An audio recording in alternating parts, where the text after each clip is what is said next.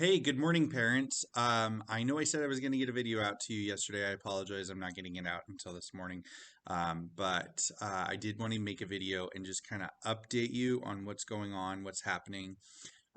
So number one, first and foremost, it's getting pretty cold out there. I'm sure you've noticed. Let's make sure we're sending kids to school with coats, non-negotiable, not optional. If we're having struggles or issues with getting kids coats, please let me know. I have some resources. I would love to help. I just don't want anybody to be frozen when they come to school or feel like they can't participate in recess because it's too cold out there. So, that being said, I want to start by saying that we started a new unit in math. Our new math unit is going to be multiplication and division. We're going to be adding to what we learned at the beginning of the year. And so, number one, first and foremost, what I get a lot is how can I help my kid at home be successful in school? And let me tell you, flashcards are amazing. Multiplication games are amazing. IXL is amazing. All these things are amazing. But at the end of the day, what I really need kids to be able to do is know their multiplication facts. I don't need them to memorize. I need them to have some kind of way to remember their multiplication facts. In class, we do 3 or 4 different strategies, like double or double double, or if I know my threes, then I know my sixes. But it doesn't matter.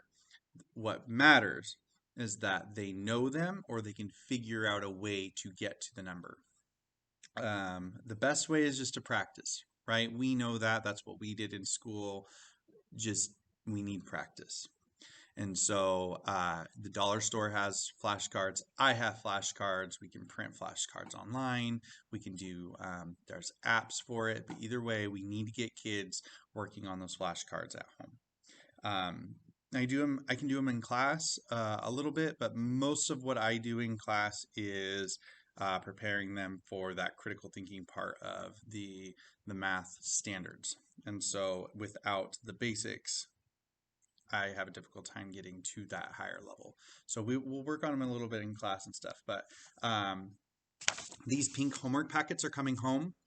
Um, they are, so before I was just giving them sheet by sheet, kind of using some of them, kind of not. This unit, I decided I was going to put it all in one packet, and it's optional. It's not, I will not hold any kid accountable for completing it or not completing it. It's just really a matter of, are you doing the practice? Did you do the practice, or do you feel you need more practice? Well, there's something available to you. Or for parents who are saying, I don't know what's going on, just look in here. You will see every single lesson. The lessons that we do in class are almost directly similar to, or sorry, exactly the same as what's in here. Just minor tweaks in numbers and names and word problems and stuff. So if you're curious, I'm going to tell students that those need to stay in our backpacks unless we're working on them. So where do they belong? Backpacks. Or purple folders. About wraps it up for math. I want to move on to science and social studies. So science, we're going to be looking at pushes and pulls, magnetic forces, gravity, Newton's laws, that kind of stuff. We're going to be playing around with some materials, looking at those laws. Social studies. Our social studies and our reading and our writing are really going to be more integrated this trimester. My goal is that if we're doing narrative reading and writing, so reading and writing about stories that take place around the world, I can also incorporate cultures, Native American studies in with that. So we are going to be switching starting not next week, but the week after.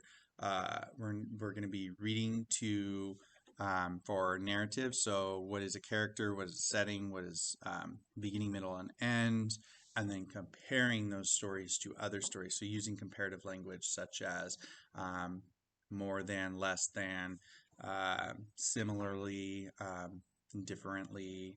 So that's some things that you can expect to see with their reading and writing. Yeah, I think that about wraps it up. That'll go until spring, and then I will make a new video for our last and final unit. yeah, if you have any questions or comments, please send me a message on Dojo. I'm always there. Uh, yeah, that about wraps it up. So stay warm out there, and we'll talk to you soon.